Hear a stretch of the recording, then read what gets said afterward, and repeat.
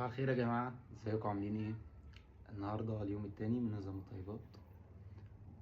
والله انا لسه ما حسيتش بأي اختلاف اوي بس الدنيا لذيذة وقشطة جدا مفيش تأثير وكده. انا اهم حاجة شايفين العضلة دنها زي ما هي كده عايشة المهم احنا هنفطر ايه النهاردة بقى؟ هنفطر جس كده بطاطا وعسل.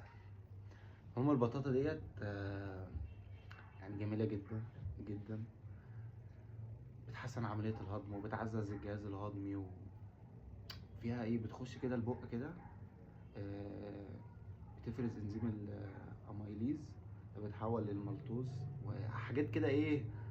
بلاش نعقدها او عشان ايه محدش فاهم حاجة اصلا. فالمهم هي سكريات معقدة، الجسم بيحولها بقى ايه سكريات بسيطة كده سهلة الهضم.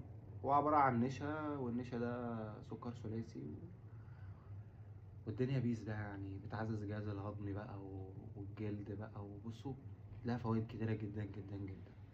يلا بينا في اليوم التاني من نظام الطيبات.